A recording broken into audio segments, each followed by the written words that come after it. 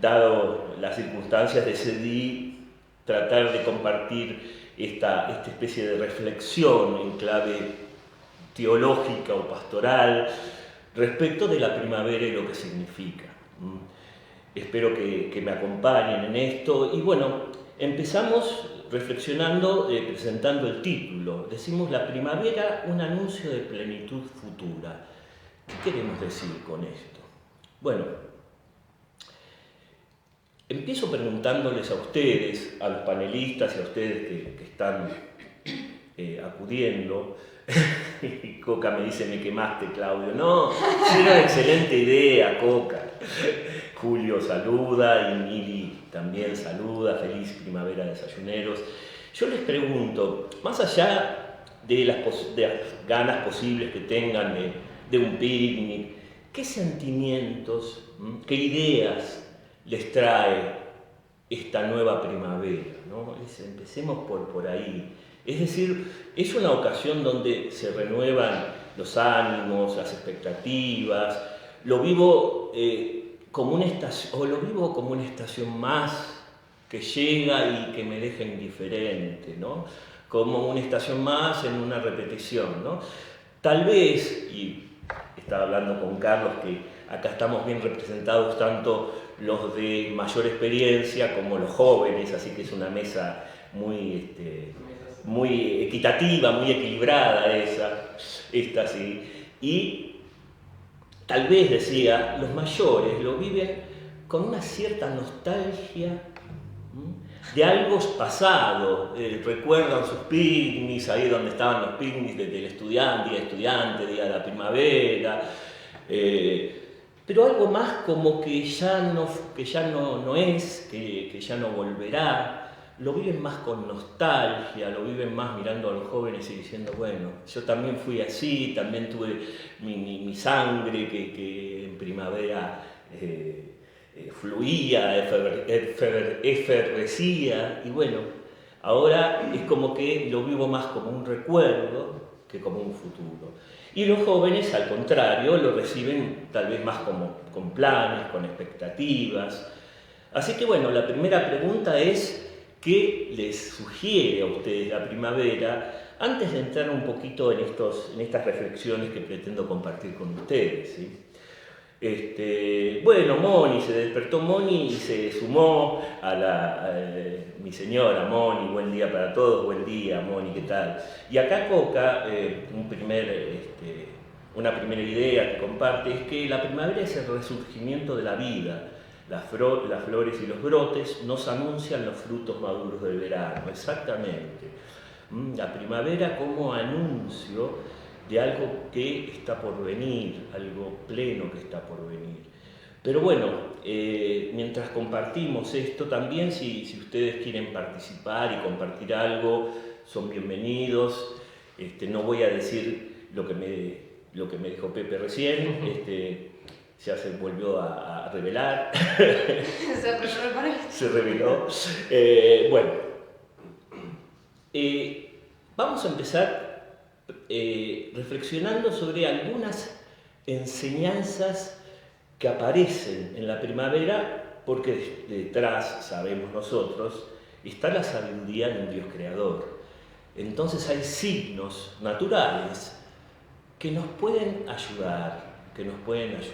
Antes de entrar en el tema de la revelación y cómo relacionamos la primavera con la revelación y con nuestro mensaje cristiano, sabemos primero que hay ciertos signos, ciertas enseñanzas, cierta sabiduría que viene, por supuesto, no de la madre de tierra, sino nosotros los cristianos creemos que hay un Dios creador, providente y sabio, que nos transmite a través de esta llegada de primavera ciertas enseñanzas, como decía.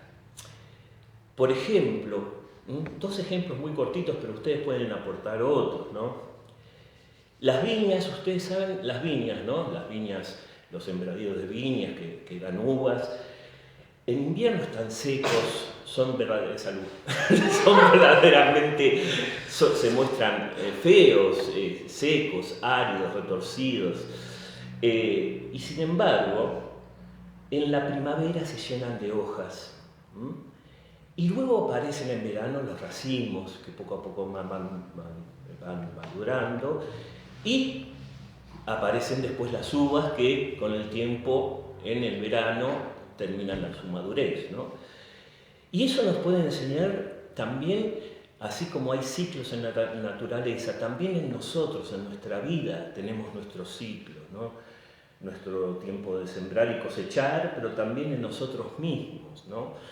Tenemos un tiempo de crecer y de florecer, un tiempo a lo mejor de más introspección, un momento donde cada persona puede alcanzar una etapa en su vida y no según como nosotros queremos que esa persona sea, sino como Dios mismo puso esos diferentes momentos, esos diferentes ciclos en la vida de la persona. Aquí, naturalmente, nosotros también compartimos etapas como comparte la naturaleza, ¿no? Momentos donde parece que fuera algo árido, donde parece que no tuviéramos frutos, y momentos donde esos frutos se manifiestan. No hay que apurar esos tiempos, mirando esta sabiduría de la naturaleza que sabemos nosotros, una vez más, es sabiduría del Dios creador. Fíjense otro ejemplo más, y con esto cierro estos ejemplos, los árboles frutales, ¿no? Cuando se los tala, más o menos hacia finales de otoño, uno pregunta, bueno, ¿por qué no se los permite seguir dando sombra? ¿Por qué hay que talarlos de esa manera? Uno a veces hasta es chocante, ¿no? Verlos todos tan talados, tan desnudos. Y bueno, pero al llegar la primavera, gracias a que se los talaron, vuelven a brotar mucho más fuertes, dan una sombra mucho más tupida, las ramas son mucho más fuertes para que los nidos, los pájaros puedan construir nidos más estables. Y bueno, de la misma manera nosotros, ¿no? Nosotros cuando experimentamos la muerte de un ser querido, alguna pérdida, ¿no? O alguna enfermedad limitante, o algún fracaso de algún proyecto, ¿no? Esos momentos de poda. Y acá quisiera recordar, no mis palabras, sino un soneto muy lindo de un poeta católico, Francisco Luis Bernardes, que tiene un poema muy lindo. Se llama Soneto, así a secas, búsquenlo porque es muy lindo. Voy a mencionar solamente unas pocas frases, fíjense esto, lo que dice. Y cómo, si esto no podemos aplicar un paralelismo a esta poda para después reverdecer más fuertemente. Dice: si para recobrar lo recobrado debí perder primero lo perdido, si para estar ahora enamorado fue menester haber estado herido. Resumo: tengo por bien sufrido lo sufrido, tengo por bien llorado lo llorado, porque después de todo he comprendido que lo que el árbol tiene de florido vive de lo que tiene sepultado. Fíjense este mensaje, qué profundo y qué atinado es para aplicarlo a los que nos está mostrando la naturaleza. Un primer paso de lo que nos puede decir la naturaleza en este resurgir. Y de alguna manera también, nosotros que tenemos más experiencia, así como lo hacen los jóvenes, empezar a redescubrir esa dimensión de esperanza, esa dimensión de plenitud futura que tiene la naturaleza y no quedarnos anclados simplemente en los recuerdos, en las nostalgias. Es un primer paso en el aspecto natural, ¿sí? Pero también mirando el Antiguo Testamento, leyendo el Antiguo Testamento, vemos que los israelitas también aguardaban ansiosamente la llegada de la primavera. ¿Por qué? Porque era la estación de las lluvias para ellos, ¿no? Recuerden que ahora estamos en el hemisferio norte, es una cuestión diferente, ¿no? Y veían que estas lluvias de primavera eran una bendición que Yahvé les daba, ¿no? Regaba el suelo como una bendición y esperaban como don de la primavera. Hay muchos pasajes, citas que no voy a mencionar ahora, pero continuamente aparece esta idea de el pueblo, los labradores de Israel especialmente, esperando esta lluvia de primavera que es una bendición de Dios. Y fíjense además que también la primera Pascua que se celebró, la primera Pascuas judías que se celebraron antes del Éxodo, estoy diciendo, unas Pascuas antiquísimas que ya el pueblo de Israel venía celebrando desde los primeros patriarcas. Consistía también en una celebración de la naturaleza. Se le ofrendaba a Dios las primicias del suelo, los primeros frutos de las cosechas, como una ofrenda a ese don que Dios me había regalado. Y justamente esto se celebraba en el primer plenilunio de primavera. La Pascua, empezamos, lo adelantamos, es una fiesta del comienzo, con el comienzo de la primavera. Por supuesto, acá no pasa eso porque estamos en el hemisferio sur, pero en el hemisferio norte y en la Palestina original de Jesús, la primavera fue como un anuncio de su Pascua. Después vamos a ver esto. Repito, si ustedes quieren participar, mientras tanto yo sigo acá con mi speech. Pero ¿qué pasa? Estábamos hablando de este pueblo de Israel que estaba como pendiente, atado a estos ciclos de la naturaleza que celebraba, pero todo cambia. Hay una dimensión fundamental que es revolucionaria, que aparece con la revelación. Es decir, cuando comienza la revelación de Dios a Abraham, después vamos a volver sobre esto, pero sobre esa celebración de los ciclos de la naturaleza aparece un anuncio y una esperanza. Pero fíjense cómo eran los pueblos que lo rodeaban, los pueblos vecinos en ese momento. Los verdaderos valores de la naturaleza, estos que acabamos de decir, está muy bien tenerlos en cuenta, está muy bien celebrarlos como reflejos de la sabiduría de Dios. Pero como digo, los que no somos tan jóvenes, no voy a decir más la palabra anciano, ni viejo, ni experto, somos los expertos, los no tan jóvenes. Acá hay gente que se está riendo, vaya a saber si es por maldad o por qué. Podemos caer en una trampa, podemos caer, como dije antes, en la trampa de desdeñar esa manifestación de novedad que nos trae la primavera, quedarnos más anclados en la nostalgia, quedarnos más anclados en eso de que todo tiempo pasado fue mejor, de que la primavera simboliza a lo mejor unos recuerdos que ya no van a volver.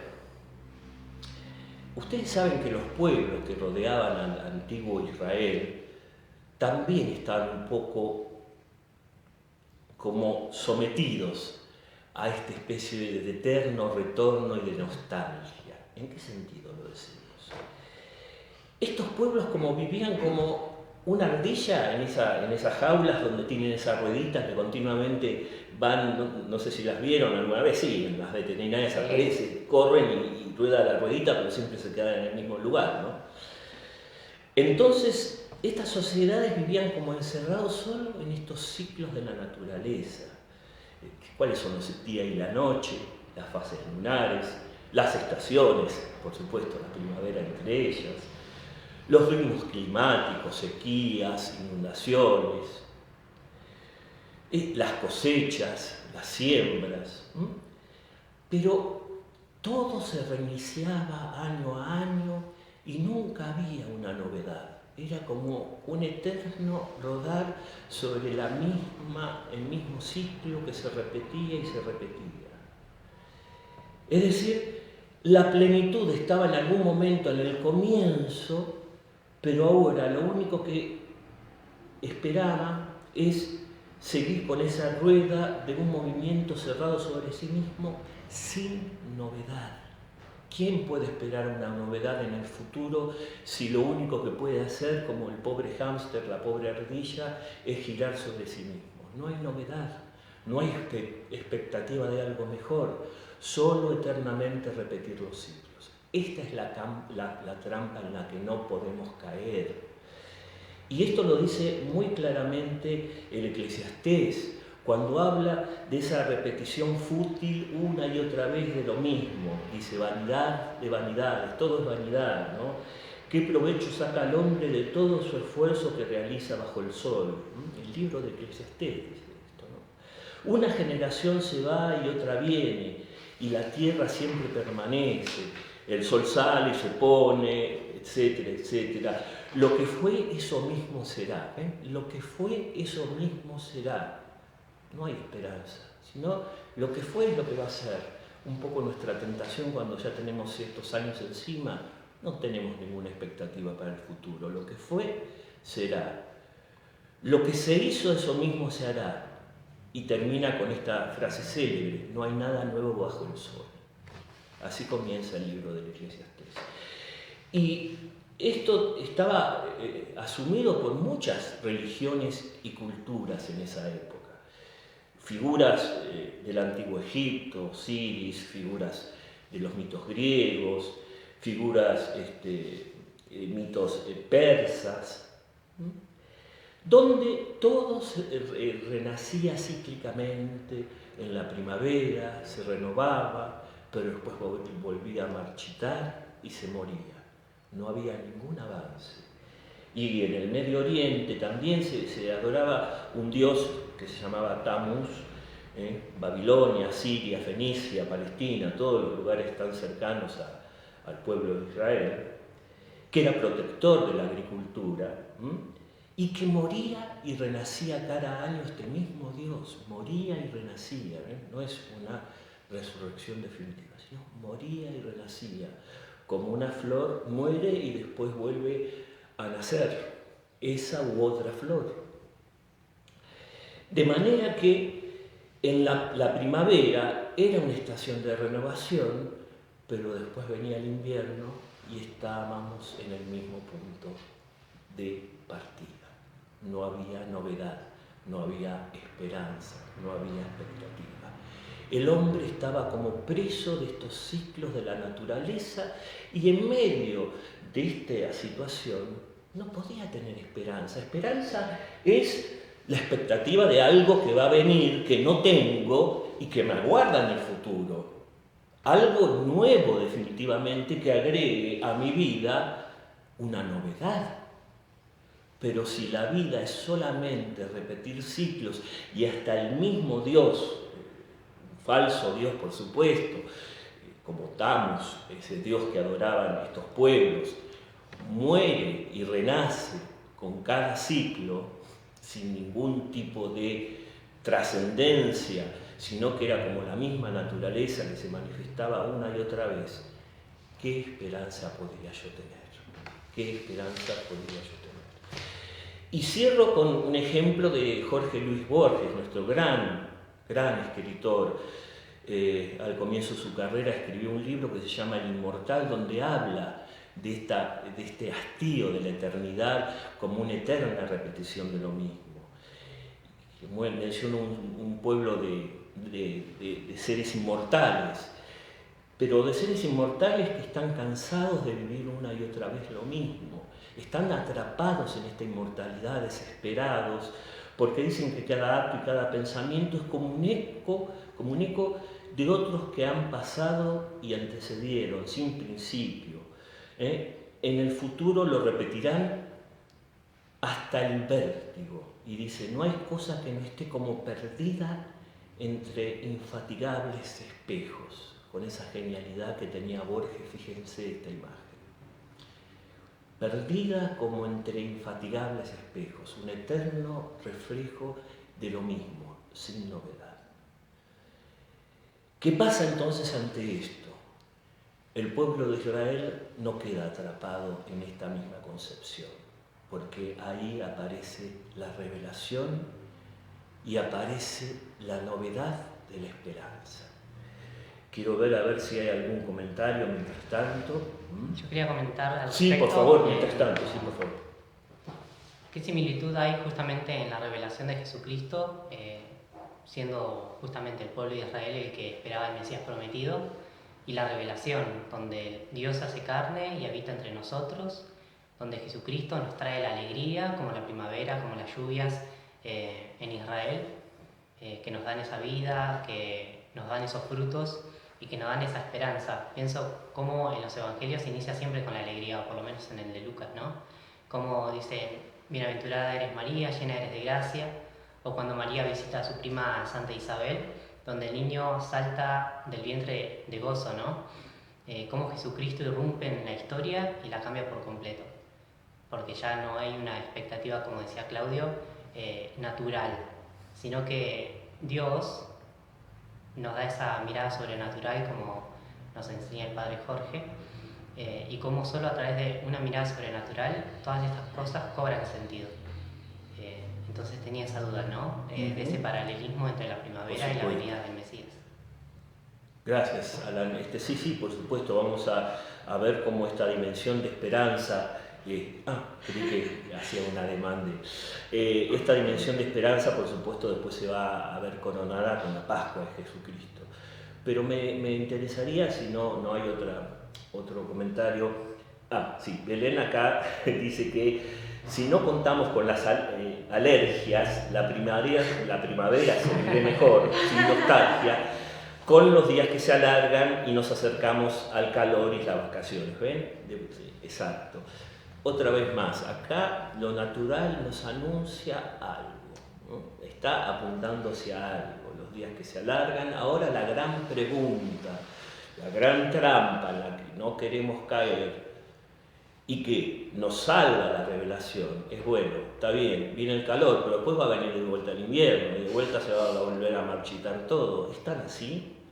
O sea, la primavera es celebrar algo que finalmente es efímero y se acaba y no deja rastro, porque después vuelve el invierno y vuelve todo a marchitarse, vuelve a todo a secarse. Acá está el gran dilema del que nos rescata justamente Dios en la revelación. Primero vimos que hay unas enseñanzas naturales, acabamos de verlo, pero cuando la revelación rompe todo, todos los esquemas, todos los preconceptos. Y vamos a ver un poco lo que es el caso de Abraham. Acá hay un texto muy lindo de Santo Tomás de Aquino que muestra un poco también lo que decía Alan en cuanto a... Belén. Belén anunciaba que los días se alargan, nos acercamos al calor y empieza a anunciarse algo. Esto es lo que acababa de leer. Dice Santo Tomás, que siempre uno lo piensa, como un teólogo riguroso que lo fue, con su suma teológica tan complicada. Fíjense lo que dice para hacer una especie de simbolismo de lo que significa la esperanza usando esto de la primavera. Dice, en la primavera los árboles empiezan a florecer, empiezan las flores, las hojas, y despierta en nosotros una esperanza de saborear los frutos futuros. Todavía no se manifestaron los frutos, eso recién en el verano, pero empieza a despertarse una esperanza del futuro sabor que van a tener esos frutos. Frutos que después van a aparecer, que van a empezar a madurar y que finalmente, dice Santo Tomás, vendrá el pleno deleite cuando lo cosechemos y lo sazonemos y lo sirvamos y lo comamos. Pero ven, apunta hacia una esperanza. ¿Qué pasa con la experiencia de Abraham? Abraham, estamos hablando el padre de la fe, ¿no? El padre de los patriarcas. Más o menos nos estamos ubicando en el año 20 a.C., ¿no? Abraham, que junto con su esposa Sara vivía... Por favor. ¿Año? Más o menos 1900 y pico antes de Cristo, o sea, siglo XX antes de Cristo. Sí, 1900 y pico más o menos se sitúa el comienzo de la revelación propiamente dicho, ¿sí? Bien, bueno, decía, vivía junto con Sara, su mujer, en una ciudad llamada Ur, en Caldea, esto cerca en la Mesopotamia. Había era un territorio de extrema aridez, empieza enmarcándose esto. Si bien estaba cerca de la llamada media luna fértil, el río Éufrates, pero esa zona en sí misma era de extrema aridez. Pero no solamente eso. Abraham ya era un anciano y su esposa Sara era estéril. Fíjense esto para una mentalidad semítica primitiva, ¿no? Raza semita, pero fíjense esto.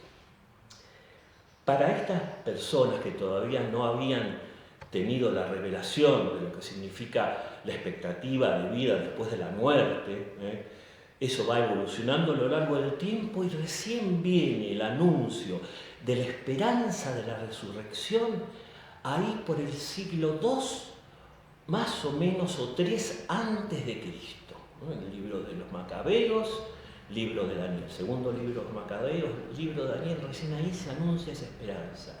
Mientras tanto hay toda una evolución de esa esperanza de que el israelita va a sobrevivir a la muerte.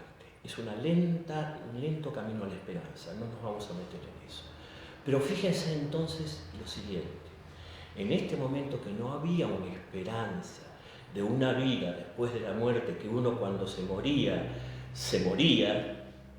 la única manera que tenía un semita de trascender a la muerte era dejar una descendencia numerosa y una tierra fértil, un lugar fértil donde pudiera prosperar la naturaleza con cultivos, con ganado, y legarle a esa descendencia numerosa ese cultivo. Es decir, tierra y descendencia eran los modos que ese momento tenían los semitas de entender la trascendencia. Era la manera de trascender a la muerte. Bueno, Abraham y Sara no disfrutaban ninguna de las dos cosas.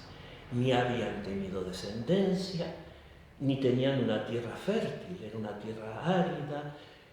Abraham era anciano y Sara estéril. Fíjense entonces cómo podían ellos celebrar la primavera solamente con los recuerdos pasados.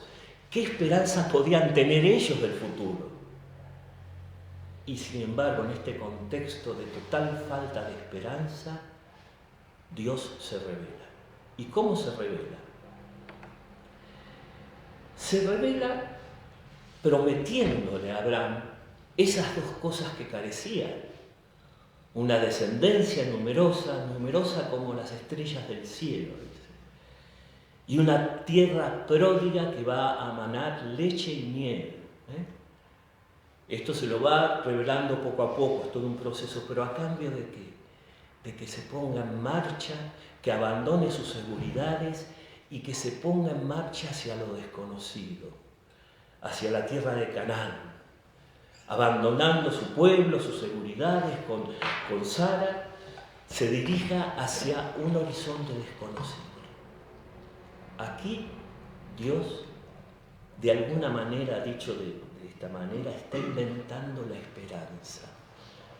Dios está inventando la historia. ¿Por qué? Porque está rompiendo por la mitad esa jaula de ardilla. Porque se está dando a Abraham un futuro donde le está prometiendo una plenitud que aún él no tiene, que aún él no disfruta.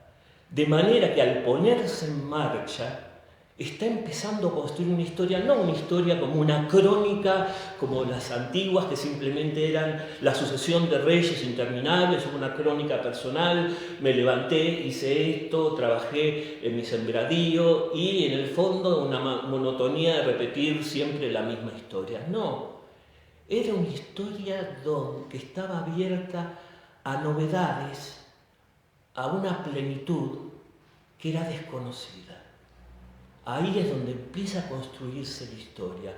Algo que no se cierra a sí mismo, sino algo que se abre hacia una novedad futura, hacia una plenitud futura que todavía no tengo. Entonces, cuando Sara y Abraham se ponen en marcha, comienza la historia de la revelación, comienza la historia de la salvación. Ya no son como las celebraciones que tenía el antiguo Israel de simplemente celebrar una vez más las primicias, celebrar una vez más las estaciones, o como los pueblos vecinos, donde los dioses morían y resucitaban, o los dioses que estaban asociados a algún lugar. Y si se tenían que ir o si se inundaba, se moría el dios, no tenían un dios que lo acompañara. Esto es el Dios de los patriarcas, que acompaña al pueblo ahí donde el pueblo peregrina.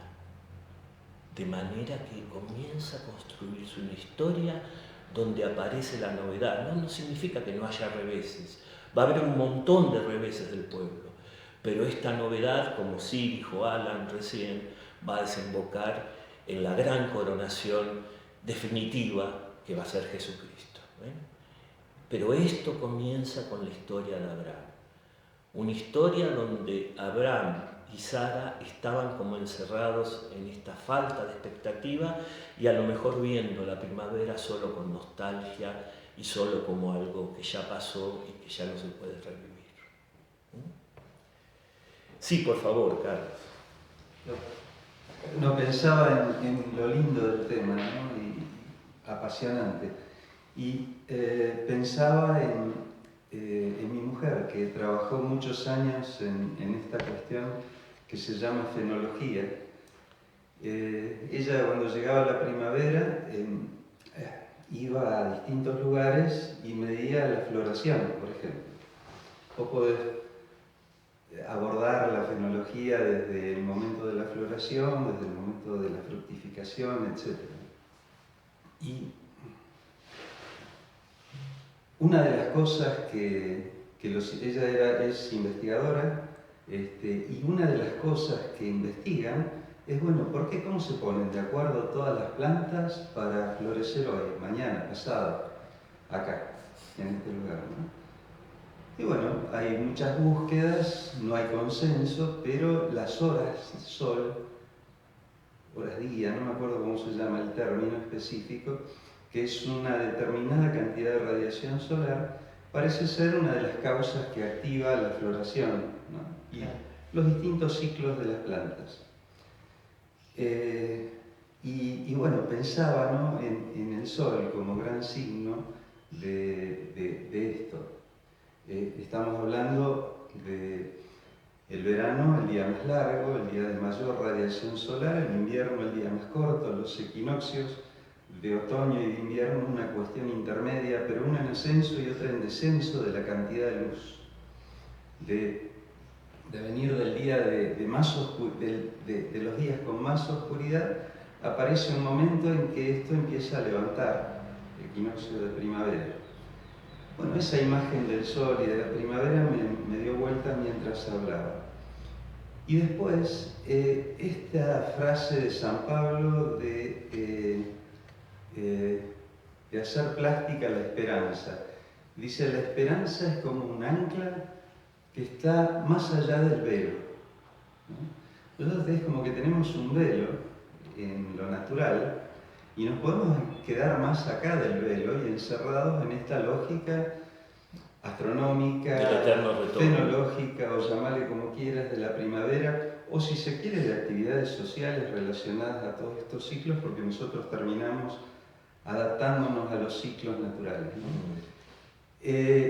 Pero sin ese salto natural, ese ancla que va más allá del velo y te quedas agarrado, no podés salirte del ciclo, ¿no?, de esta jaula de ardillas que vos decís.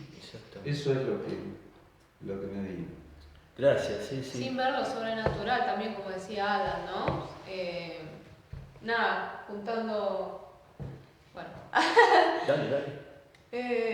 Juntando esas dos cosas que decía Carlos y Alan, de lo del velo, de quedarse, no nos podemos quedar solo con esto y tener una mirada también sobrenatural, como decía Alan.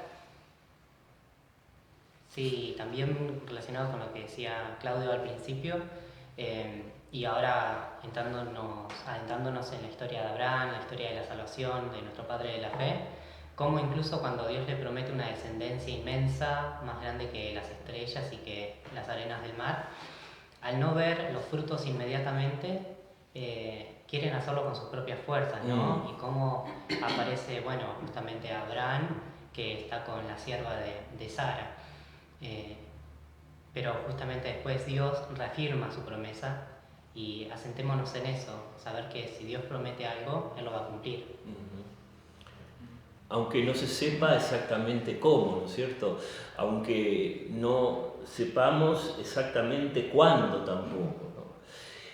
Pero lo que sí tienen claro a partir de esta historia de Abraham, el pueblo, es que ya no se trata de mirar nostálgicamente un paraíso perdido, sino que se trata de proyectar un camino y considerarse peregrinos de la historia. Fíjense dos ejemplos nada más que voy a dar. El primer ejemplo es cómo antes de que Dios destruyese Sodoma y Gomorra, el ángel le advierte a Lot y a su esposa, le advierte de no mirar para atrás. Le dicen que pueden salvarse si no miran para atrás esta destrucción. Pero la esposa de Lot mira para atrás y queda convertida en una estatua de sal. Esto aparece en Génesis 19. Es decir, la plenitud está en el futuro, no en el pasado. Ya no tenemos que encerrarnos en nostalgias. Y Jesús, cuando dice, por ejemplo, quien pone la mano en el arado y mira hacia atrás, no es digno del reino de los cielos. Clarísimo. Porque además quien pone la mano en el arado, como decía un antiguo párroco mío, en realidad si miras atrás empieza a hacer el arado por cualquier lado. Empieza a hacer arados curvados y le pifia terriblemente por mirar hacia atrás. De manera que aquí, lejos de esas imágenes de que tenemos que recuperar el paraíso perdido, una enseñanza que nos trae primero el judaísmo y después el cristianismo, es que la plenitud está al final, especialmente a partir de la encarnación y de la Pascua. Pero ya vamos a ir a eso si podemos. Coca dice que las vides son podadas en invierno y los sarmientos lloran, los arcillos esos, dicen que lloran. Supongo que dice será parte de la savia que buscan cicatrizar la herida. El invierno representaría la vida de la humanidad antes de la llegada del Redentor. El verano sería símbolo del viaje a la casa del Padre y el gozo de la luz plena. Qué lindo, Coca, realmente. Uva saluda, buen día a todos. José María también. Marta, desde México, dice nuevos ciclos, nuevo comienzo de la vida. Gerardo dice buenas y alérgicas primaverales mañana, sí.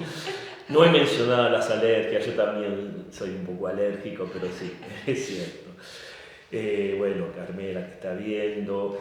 Y Gerardo pregunta, ¿en el paraíso existe el tiempo? ¡Wow! Bueno, Gerardo, a ver, ¿qué hago en este caso? Te paso el chivo y te invito al jueves a mis desayunos. Bueno, creo que vos también participás, pero para no dejarlo colgado, yo nunca quiero dejar ninguna pregunta colgada, pero los jueves estamos hablando de los temas de escatología.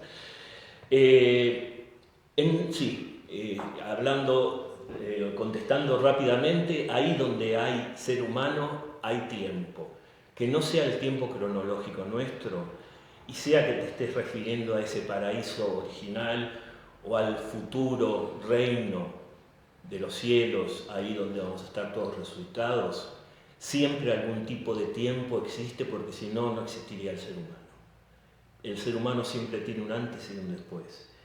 En el purgatorio, en el cielo, en el reino final, en el paraíso original, por supuesto, en nuestro mundo actual, siempre existe el tiempo. Cada una con una cualidad diferente y desconocida mucho para nosotros, ¿no? Pero el tiempo es una cuestión que absolutamente es consustancial, natural al ser humano. No podemos entendernos a nosotros sin un antes y un después. Para amar a alguien, por ejemplo, lo primero que se me viene a la cabeza como ser humano, necesitamos un antes y un después, necesitamos un ir hacia alguien, un salir de nosotros y un llegar al otro. Eso necesita un antes y un después. No somos como Dios, que eternamente el amor entre el Padre y el Hijo es el Espíritu desde la eternidad, sin que haya habido un momento en que el Padre no ha llamado al Hijo. Porque el salir del Padre hacia el Hijo ya es amar al Hijo y llegar al Hijo, pero ya nos estamos metiendo en un terreno demasiado teológico. Nosotros, los hombres, necesitamos un antes y un después para todas nuestras actividades humanas. En eso quería redundar yo. Entonces, lo que decía es que, fíjense qué interesante, a partir de este momento de la revelación, la Pascua, especialmente en ese gran acontecimiento que va a ser el Éxodo, a partir del Éxodo, ya no va a ser una fiesta agraria, ya no va a ser una simple celebración de las primicias de las cosechas, celebrando los ciclos de la naturaleza. Va a ser un memorial de un acto histórico decisivo de Yahvé en favor de la humanidad, la liberación del pueblo de Israel de la esclavitud de Egipto. Esto no tiene nada que ver con ciclos eternos de la naturaleza, tiene que ver con un acontecimiento histórico que tiene una fecha calendaria, aproximadamente el siglo XIII a.C., en un lugar, Egipto, donde Dios tomó partido por su pueblo. Esto quiebra cualquier jaula de arpilla y lo lleva al pueblo a una peregrinación que de nuevo está abierta hacia la plenitud, que va a culminar después en Jesucristo, después de una larga caminata. Pero decíamos, a partir de ese momento se va a empezar a celebrar la Pascua judía como celebran todavía nuestros hermanos mayores esa Pascua, el memorial del Éxodo, el memorial de la intervención salvífica de Yahvé. Pero un momento, ¿memorial qué quiere decir? ¿Quedarse en el pasado? No. El memorial significa el comienzo de una intervención salvífica de Dios que sigue actuando hoy en la historia y que se proyecta hacia el futuro. Ningún israelita va a mirar solo el pasado con nostalgia. Es más, ellos todavía están esperando al Mesías con gran expectativa. De manera que nunca es quedarse anclado en el pasado, añorando ese tiempo. Cuando lo celebran, están diciendo, así como Dios intervino y los salvó a los israelitas en ese momento, sigue salvándonos a nosotros y sigue acompañándonos en la historia. Por eso es muy importante esta idea. Y veo, a ver, en YouTube no hay ningún comentario. Sí, hay un comentario de Ninke. Hola, Pero parece que no, se tuvo que ir porque no estaba conectado igual.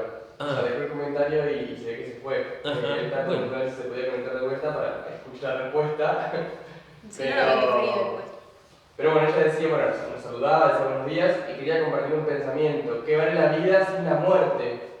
¿Y qué sentido? Y tiene sentido vivir sin fin, dice, ¿no? Porque hay muchos que empiezan a pensar en su muerte a partir de una edad muy avanzada cuando muere alguien, ¿no? Y es nunca tan oportuno este comentario de Ninke, porque justamente antes de, quería primero leer las intervenciones en el chat, pero después quería presentar en estos minutitos de tiempo que nos queda el misterio pascual y abrir esta presentación con este pasaje tan hermoso del Evangelio de Juan. Si el grano de trigo que cae en tierra no muere, queda solo, pero si muere da mucho fruto. Mirá, Ninke, qué oportuno fue tu comentario en este momento. Es decir, si el cristiano no tiene una muerte, sea simbólica o sea verdadera, ¿no? Nuestras muertes, morir a nuestros egoísmos, ya lo sabemos, morir a nuestras conveniencias, salir de nosotros mismos para amar al prójimo, eso siempre significa algún tipo de muerte. de muerte al egoísmo, de muerte a las comunidades, de muerte al orgullo. Y eso lo hacemos y es fructífero justamente porque nuestro ejemplo es Jesucristo. Al morir en la cruz nos dio sentido a todos esos gestos de muerte. No son gestos de muerte, así como en primavera el grano de trigo que cayó en tierra no murió, sino que germina. Y acá es donde nos introducimos al misterio de la primavera y la Pascua. A partir de este anuncio, de este grano de trigo que no muere, no queda solo, sino que germina y que da fruto. Y que ese fruto es la cruz. Y que, oh casualidad, entre comillas, es justamente la primavera la que abrió este tiempo pascual en la Galilea de Jesús. Es esta nueva creación que surge, que se realiza en medio de un mundo marchito por el pecado, y esta fuerza renovadora de la Pascua. ¿Por qué? Porque así como el grano de trigo muere para dar fruto, Cristo en la cruz muere para resucitar y para abrirnos el camino a nuestra propia resurrección. De manera que justamente Cristo convirtió el invierno, ya no en una especie de estación que le sigue a la primavera, verano y otra vez más, todo el invierno, etc. Sino que el invierno, desde la Pascua de Cristo, el morir, se abre a una resurrección, o como también rezamos a veces en los domingos, un domingo sin ocaso.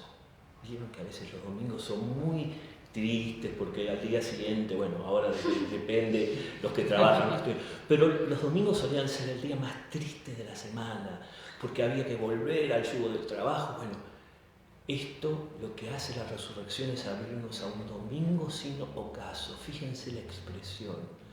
Ya no es un invierno que es el ocaso de la vida, el sol que muere para renacer. El invierno es el sol, está más inclinado respecto, el eje de la Tierra está más inclinado respecto al sol. Esa es la cuestión astronómica.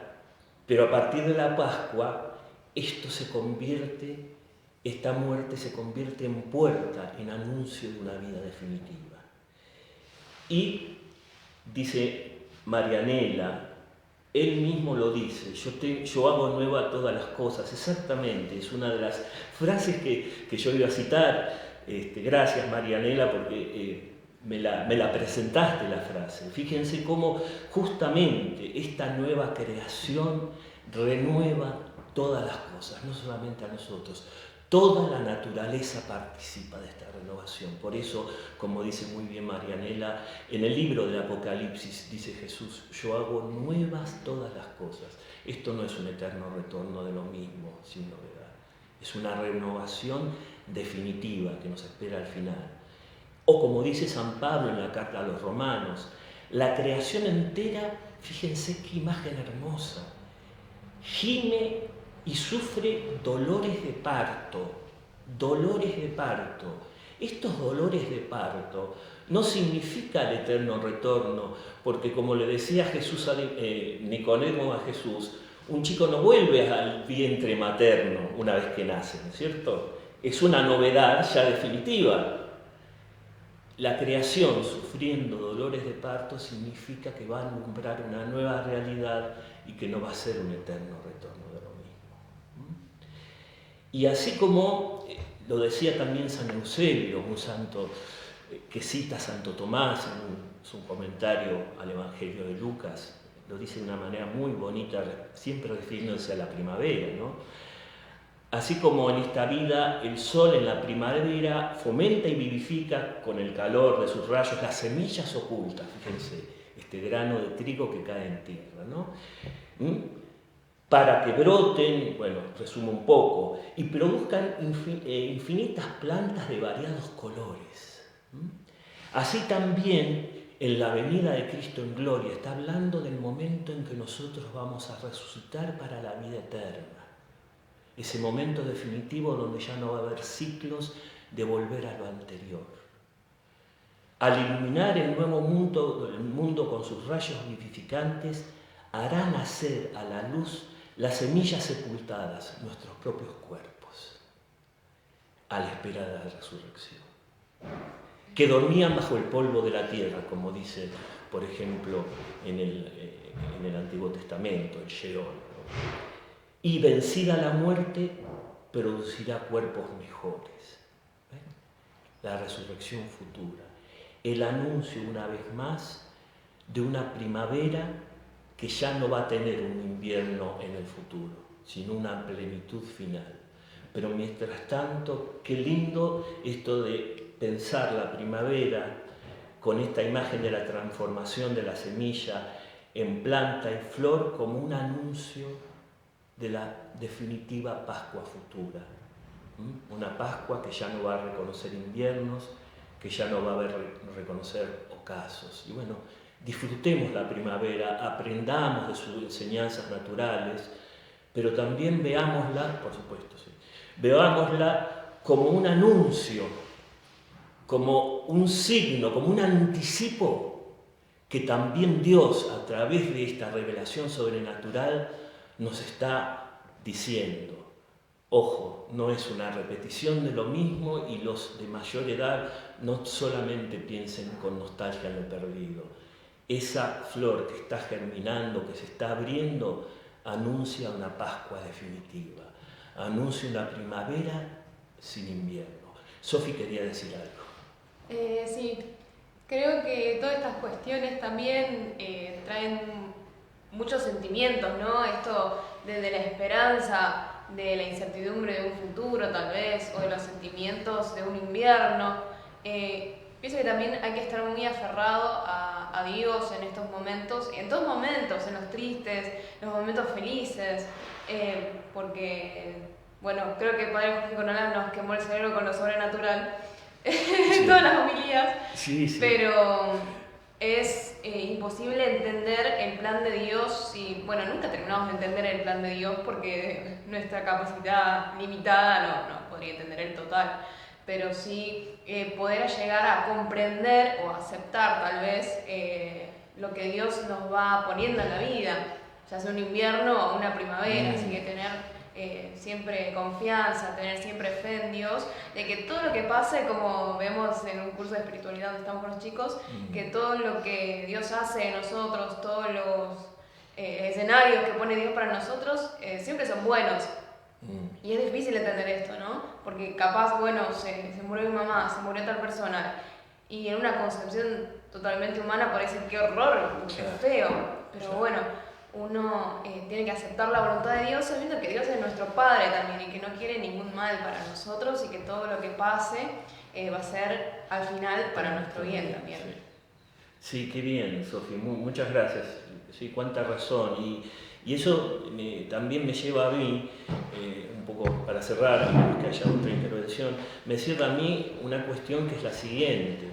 Si nosotros solo tenemos una mirada natural de la primavera, podemos festejar con gozo lo que significa, pero siempre, si solo es natural nuestra mirada, va a estar detrás como la sombra de que en el invierno todo se va a marchitar, se va a congelar, se va a morir. En cambio, si tenemos esta mirada sobrenatural, detrás de este ciclo de la naturaleza, vamos a poder vivir la primavera de una manera mucho más profunda. ¿Cómo? Como el anuncio de esa primavera definitiva, como el anuncio de esa Pascua definitiva. De manera que, sí, la mirada natural es hermosa, hay que festejarla y está muy bien que los chicos salgan, se diviertan, compartan, pero si agregamos a esto, por el plus de lo sobrenatural, ya no tenemos derecho a la nostalgia, porque no vamos a pensar que todo tiempo pasado fue mejor. Mirando esa flor que se está abriendo, vamos a saber que en nuestro futuro hay una esperanza de una primavera sin ocaso.